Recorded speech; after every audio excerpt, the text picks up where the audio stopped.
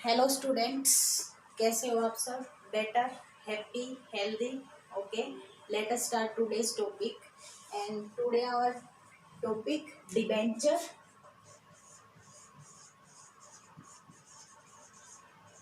Debentures के हमने cases किए थे कि जब हम इशू की एंट्री करते हैं तो रिडेम्पशन पे अगर कोई लॉस होगा, एक्सपेंसेस होगा, जैसे premium on redemption of debenture, तो उसकी एंट्री हम इशू के टाइम ही करते हैं। तो हमने 6 केसेस किए थे, ठीक है। अब उनके ऊपर उनके बेस पे क्वेश्चन करते हैं। अभी इस चैप्टर में आपको इशू की एंट्री ही करनी है, रिडेम्पशन की एंट्री अगले चैप्टर में करेंगे, ठीक है। तो अभी इशू की एंट्री ही करेंगे, किसको ध्यान में रखते हुए? रिडेम्पशन की शर्तों को ध्यान में रखते हुए हमें अब इशू ऑफ डिबेंचर की एंट्री करनी है। तो क्वेश्चन लेते हैं, एक प्रॉब्लम लेके चलते हैं। Give the journal entry for the issue of debenture in the following condition. Case number 1 है, हमने 6 केस किए थे तो 6 केस का एग्जांपल लेके चलेंगे। केस नंबर 1 लेके चलते हैं हम। आपको दिया गया है इशू 2000 डिबेंचर, 12%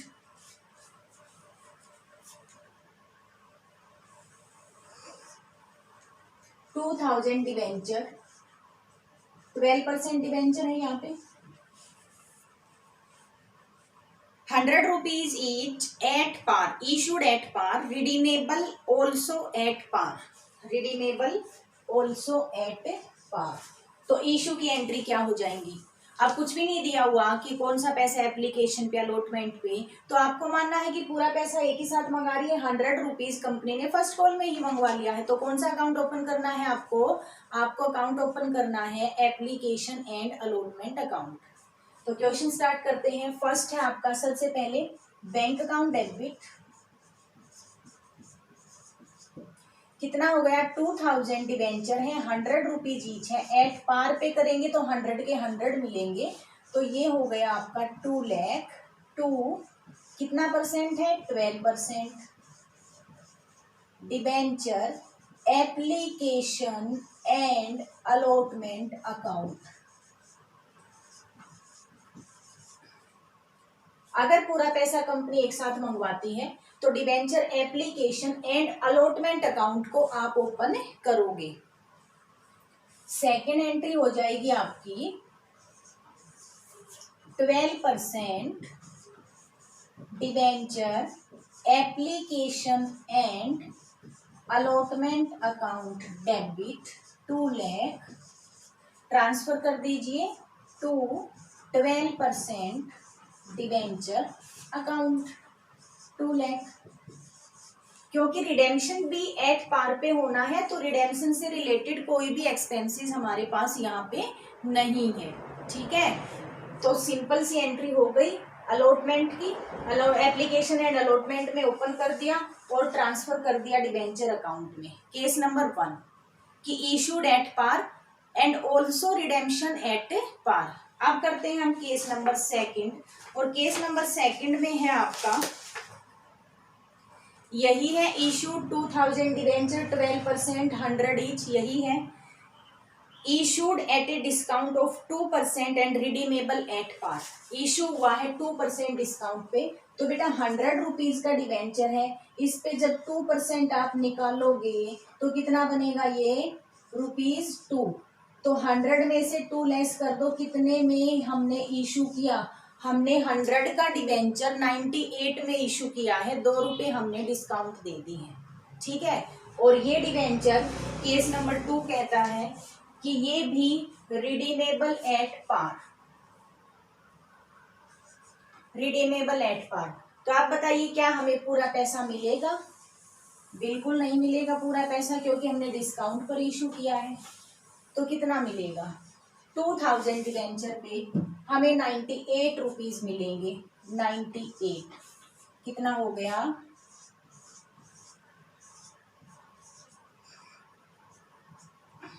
1,96,000।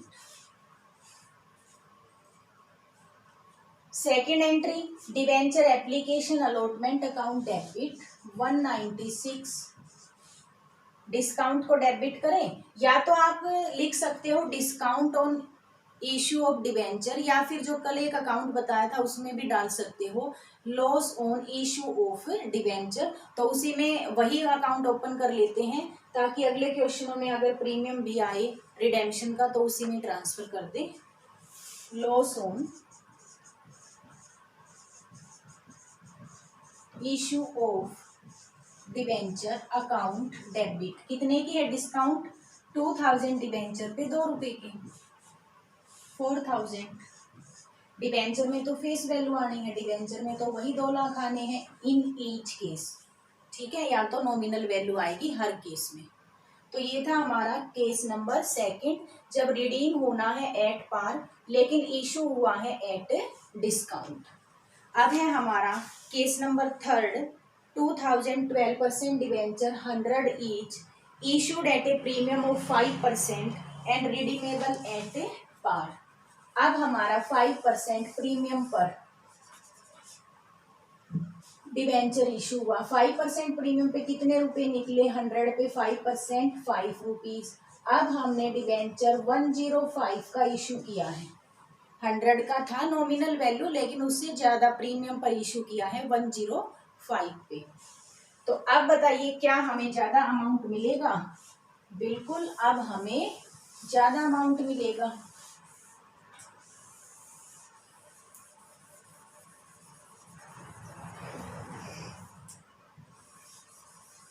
टू 2000 शेयरों पे क्या हमें 105 मिलेगा, यस, विद प्रीमियम 105। तो कितना अमाउंट हो गया आपका, 2,10,000 to debenture application and allotment account, debenture application and allotment account debit to debenture account 2 lakh.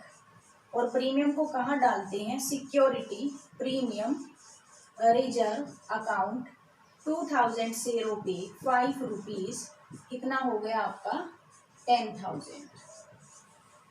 इस केस में भी आपका रिडेम्पशन एट पार पे था तो हमने सिंपल जो पहले एंट्री करते थे वही की है, इन तीनों ही केसों में रिडेम्पशन एट पार। अब जो नेक्स्ट 3 केस आएंगे उसमें रिडेम्पशन एट प्रीमियम करेंगे, ठीक है, तो उसकी एंट्री हम इस एंट्री के साथ करेंगे। तो अब आता है केस नंबर 4 हमारा, 2000 debenture 100 rupees each issued at par but redeemable at 5% premium. तो अब रिडेम्पशन का प्रीमियम आ गया है, 5% यही रहेगा। अब 105 हमने पेड करना है, इशू तो 100 डिवेंचर 100 का किया लेकिन जब पे करेंगे तो डिवेंचर होल्डर को 105 रुपीज पे करेंगे, ठीक है। तो ये रिडेम्पशन हमारे लिए लॉस होता है। फर्स्ट एंट्री रिसीव करेंगे, इशू किस पे किया है, इशू एट पार पे किया है तो एट पार वैल्यू पे आप रिसीव कर लो 2000 शेयरों को 100 रुपीज ईच, कितना हो गया 2 lakh. Bank account debit to debenture application and allotment account. उसके बाद second entry 12% debenture application and allotment account debit जो कि है हमारा 2 लाख। यहाँ कोई प्रीमियम नहीं है, एट पार इशू किया है, इशू के टाइम कोई प्रीमियम नहीं है। तो debenture application allotment debit to 12% debenture. अब जो ये 5 रुपीज रिडेम्पशन का प्रीमियम है मैंने बताया था कि अलग से डेबिट करना है और अलग से क्रेडिट करना है। तो डेबिट किस में अकाउंट में करोगे, loss on issue of debenture account debit, कितना है 2000 शेयरों पे 5 रुपीज 10,000। रिडेम्पशन के प्रीमियम को सेपरेट अकाउंट में डेबिट में भी क्रेडिट में भी डालेंगे। तो क्रेडिट में किस अकाउंट में डालते थे, premium on redemption on debenture account 10,000।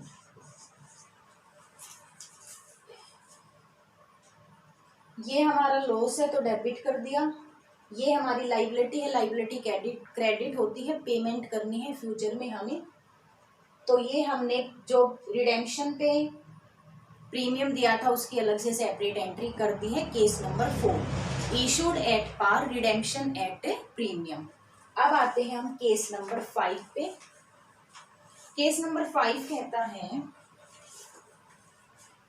issued 2000 12% debenture 100 each, issued at a discount of 2% and redeemable at a premium of 5%। यहाँ पे दोनों ही लॉस हो गई। यहाँ पे हमने इशू तो कर दिया डिस्काउंट पर, वो भी हमारे लिए लॉस। 2% डिस्काउंट कितना हो गया, 2 रुपीज। इसका मतलब जो इशू किया हमने कितने में किया, 98 में, और जो रिडेम्पशन करेंगे 105 में विद प्रीमियम 5%। ठीक है, तो 2 रुपीज यहाँ, 5 रुपीज यहाँ, टोटल जो लॉस है हमारा वो 7 रुपीज का हो गया इन डिबेंचर्स पे। 7 rupees per debenture total loss हो गया है। एंट्री देखिए,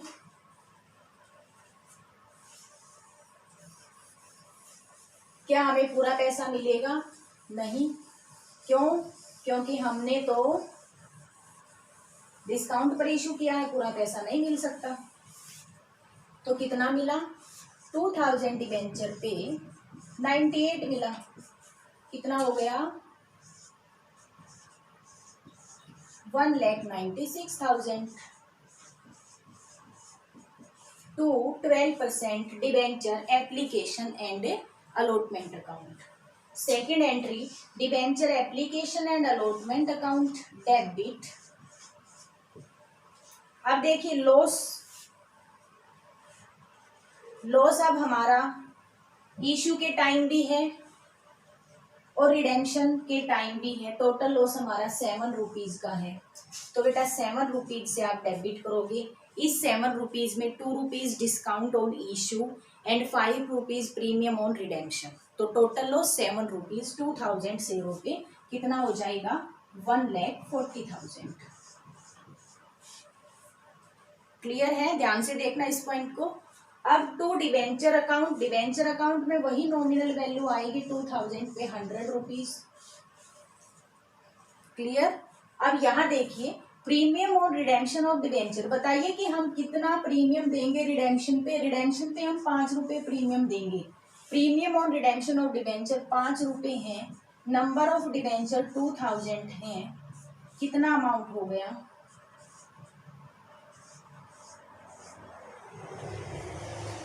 एक मिनट बेटा, यहाँ पे 14,000 आएगा, 140 नहीं 14,000, 7 रुपीज है 2000 पे 14,000। यहाँ प्रीमियम लिखना है केवल, लॉस तो 7 रुपये था जो 2 रुपये की डिस्काउंट थी। प्रीमियम ऑन रिडेम्पशन तो 5 रुपीज ही है ना, तो 10,000 हमने यहाँ क्रेडिट कर दिया। उसके बाद मैच कर लेना, debit amount is equal to credit amount. And last case, issued 2000 12% debenture 100 each at a premium of 5%, redeemable at a premium of 10%। अब दोनों टाइम ही प्रीमियम है। 5% प्रीमियम पर तो इशू किया और 10% प्रीमियम पर रिडेम्पशन किया। मैंने बताया था आपको इशू के टाइम जो प्रीमियम है वो तो हमारे लिए इनकम होती है, हमें रिसीव होता है। रिडेम्पशन के टाइम जो प्रीमियम है वो लॉस होता है, पे करना होता है। तो यहाँ इशू तो किया 105 में, रिडेम्पशन कर रहे हैं 110 में। ठीक है, 110 रुपये में रिडेम्पशन कर रहे हैं। एंट्री करते हैं, विद प्रीमियम रिसीव होगा तो कितना अमाउंट रिसीव हुआ, 2000 शेयरों पर 105 रुपीज, कितना हो गया, 2,10,000 to 12% debenture application and allotment account. Next है 12% debenture application and allotment account debit.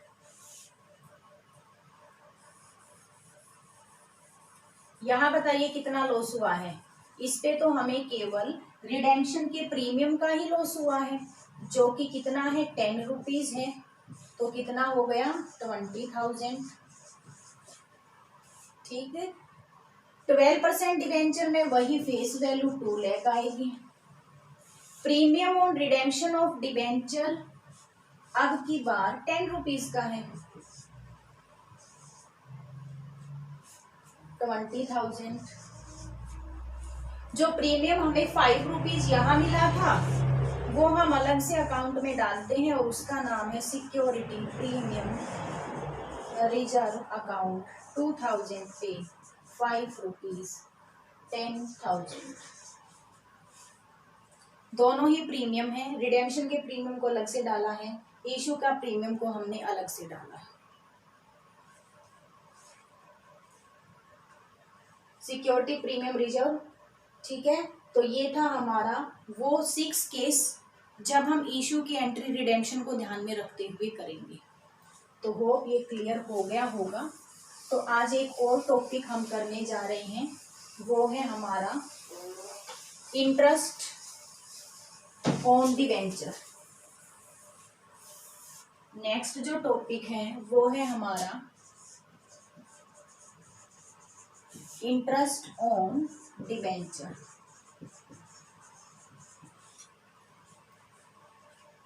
Interest on debenture एक चार्ज अगेंस्ट प्रॉफिट। कैसा एक्सपेंसेस है? Charge against profit. Charge against profit क्या होता है? फर्म को चाहे प्रॉफिट हो चाहे लॉस हो, इट इज कंपल्सरी टू पे the interest on debenture for a company. Interest on debenture देना ही देना है, ठीक है। अगर डिवेंचर होल्डर्स को टाइम पर अपना इंटरेस्ट ना मिले तो ये कोर्ट में जा सकते हैं अपने इंटरेस्ट को रिसीव करने के लिए, और इससे कंपनी की रेपुटेशन पे एडवर्स इफेक्ट होगा। तो कंपनी इनका टाइमली पेमेंट करती है। Interest on debenture according to income tax act के अकॉर्डिंग कंपनी को जो इंटरेस्ट डिवेंचर होल्डर को देना पड़ता है उसमें से जो टैक्स है, इंटरेस्ट पे भी तो टैक्स लगेगा ना, कंपनी टैक्स को काट के और रिमेनिंग अमाउंट डिवेंचर होल्डर्स को पे करती है। इस पॉइंट को ध्यान रखना है आपको। डिवेंचर होल्डर्स के हाथ में जो इंटरेस्ट जाएगा उसमें से ऑलरेडी टैक्स कट गया है। किसने काटा? कंपनी ने। कंपनी ने उस पे टैक्स काट के गवर्नमेंट अकाउंट में जमा करा देगा। अब डिवेंचर होल्डर को उस पर टैक्स देने की आवश्यकता नहीं है according to income tax act. Income tax act कहता है कि इनकम जहां से बनती है वहीं पे टैक्स काट दो। इसे हम कहते हैं tax deducted at source, TDS। क्या बोलते हैं इसे? TDS। फुल फॉर्म क्या होगी? Tax deduct at source. कि जहां पे इनकम बनती है, इनकम का जो सोर्स है वहीं पे टैक्स को डिडक्ट कर दो। क्लियर है ये? और कंपनी टैक्स को डिडक्ट करते टैक्स को गवर्नमेंट अकाउंट, क्योंकि टैक्स तो गवर्नमेंट का है ना, कंपनी का है ही नहीं, गवर्नमेंट अकाउंट में जमा करा देती है। अब जो हमारा इंटरेस्ट ऑन टैक्स है 2 टाइप्स का होता है। देखिए एक बार, एक है हमारा interest accrued but not due. एक है आपका इंटरेस्ट अक्रूड एंड ड्यू। दो तरह का इंटरेस्ट होता है जब कंपनी अपने फाइनेंशियल अकाउंट क्लोज करती है।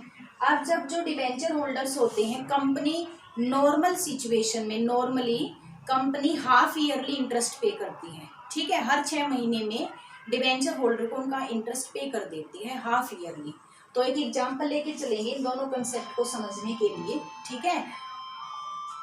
हम यहाँ पे एग्जांपल लेते हैं। जो कंपनी का फाइनेंशियल ईयर है वो है 1 अप्रैल से लेके 2017 को एक ईयर ले लेते हैं, और ये एंड हुआ जाके 31 मार्च 2018, ठीक है। कंपनी ने 2 डेट डिसाइड की, हाफ ईयरली इंटरेस्ट दे रही है तो साल में 2 बार देगी, तो कंपनी ने 2 डेट डिसाइड की हैं 30 जून,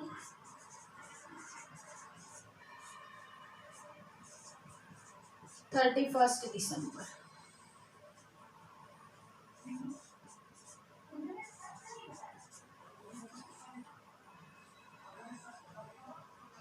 ठीक है, 2 डेट डिसाइड कर ली। हर 6 महीने में, देखो दोनों में डिफरेंस 6 महीने का ही है। हर 6 महीने में कंपनी इंटरेस्ट पे कर रही है, तो कंपनी हर साल 30 जून को और 31 दिसंबर को इंटरेस्ट पे कर रही है। अब यहाँ पे आइए, अब कंपनी अपना अकाउंट क्लोज कब करेगी? 31 मार्च को करेगी। 31 मार्च को यहाँ से देखिए कि ऐसा इंटरेस्ट जो अक्रूड तो है, हमने अर्न तो कर लिया डिबेंचर होल्डर्स ने, बट ड्यू नहीं हुआ है अभी। ठीक है, इंटरेस्ट ड्यू नहीं हुआ है, वो है आपका 31 मार्च से। ये वाला जो है, ये फर्स्ट पार्ट है। 31 दिसंबर से 31 मार्च तक, जनवरी, फरवरी, मार्च, जो ये 3 महीने हैं, जनवरी, फरवरी और मार्च, ये तीनों महीनों का इंटरेस्ट। टाइम तो जा चुका है, हमने डिबेंचर यूज कर लिए, तो इंटरेस्ट तो हमें देना है, लेकिन ये इंटरेस्ट कब देना है? हमें 30 जून 2018 को देना है, और हम अपना अकाउंट क्लोज कर रहे हैं 31 मार्च 2018 को। तो यहाँ तक का तो रिकॉर्ड हमें करना पड़ेगा कि मार्च तक इंटरेस्ट कितना बना। पे नहीं किया है, पे करेंगे 30 जून में, क्योंकि 2 ही डेट दे रखे, हर 6 महीने में पे किया जाता है, हर महीने पे नहीं किया जाता। तो ये जो जनवरी, फरवरी, मार्च का जो इंटरेस्ट है, 31 दिसंबर तक का कंपनी ने मानो पे कर दिया या ना भी किया हो, ठीक है, लेकिन दिसंबर के बाद जून में ही ड्यू होना है। तो बेटा जनवरी, फरवरी, मार्च का जो इंटरेस्ट है वो हमारा interest accrued but not due. Due कब होगा? ड्यू होगा 30 जून 2018 को। होप क्लियर हो गया होगा। दूसरा,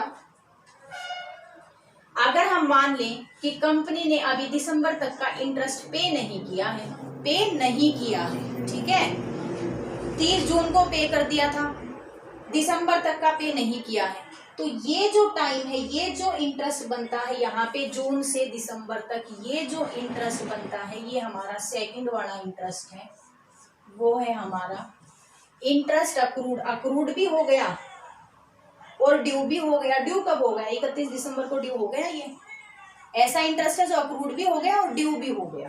ठीक है, ये कौन कौन से महीने का हो गया? जुलाई, अगस्त, सितंबर, अक्टूबर, नवंबर, दिसंबर, 6 महीने का जो इंटरेस्ट है वो अक्रूड भी है और ड्यू भी है। होप क्लियर हो गया होगा। ठीक है, अकाउंटिंग ट्रीटमेंट करते टाइम हमें दोनों में कोई डिफरेंस नहीं करना, दोनों की सेम अकाउंटिंग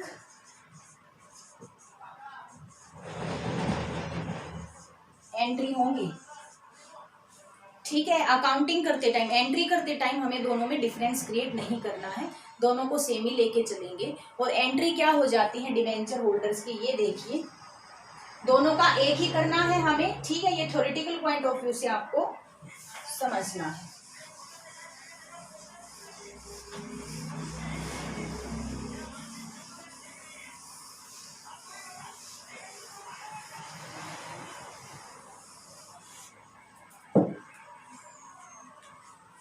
एंट्री करोगे interest on debenture, account debit, हमारा एक्सपेंसेस से डेबिट किया हमने, मान लो 10,000 का बन रहा है,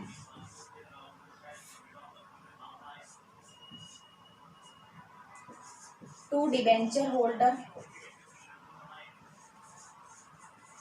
डिबेंचर होल्डर को पे करेंगे, एंड टू TDS पेबल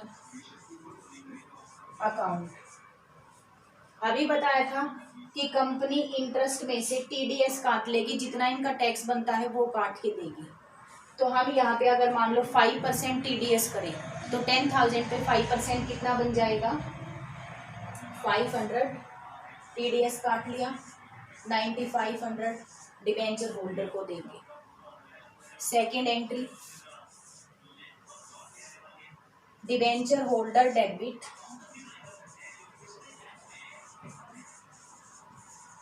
जब पे कर रहे हैं कितना करेंगे 9500 टू बैंक अकाउंट 9500।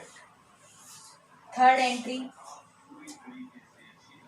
टीडीएस को गवर्नमेंट अकाउंट में, TDS payable debit to bank, ये गवर्नमेंट अकाउंट में जमा करा दिया कितना 500। ठीक है 500। At the end of the year, जब हमारा ईयर एंड हो जाएगा तो हम इंटरेस्ट हमारा एक्सपेंसेस है प्रॉफिट एंड लॉस अकाउंट से चार्ज करेंगे। तो statement of profit and loss debit to interest on debenture account कितना है, इंटरेस्ट ऑन डिबेंचर अकाउंट कितना है ये देखिए, यहाँ डेबिट कितना हुआ है 10,000। कंपनी ने तो 10,000 ही दिए हैं, 10,000 में से 9500 डिबेंचर होल्डर को दे दिए, 500 गवर्नमेंट में जमा करा दिए टैक्स के लिए। तो लास्ट में statement of profit and loss से चार्ज करना ना भूलें। ठीक है, अगर कंपनी इसको 6 महीने में दे रही है, ये 6 महीने का है, तो 6 महीने का एक बार और एंट्री हो जाएगी क्योंकि 12 ईयर का है ना, और फिर हम प्रॉफिट एंड लॉस से 20,000 से चार्ज कर लेंगे कि 10,000 20, क्योंकि statement of profit and loss तो साल में एक ही बार बनेगा eight the end of the year, तो 6 महीने का दोनों का इकट्ठा जो इंटरेस्ट है वो आप statement of profit and loss से चार्ज कर लेंगे। क्लियर है, तो इंटरेस्ट तक आपकी एंट्री है। अब यहाँ पे हमारा एक पॉइंट और रह गया है, डिस्काउंट ऑन डिबेंचर को कैसे राइट ऑफ करते हैं। ठीक है, वो हम नेक्स्ट वीडियो में करेंगे।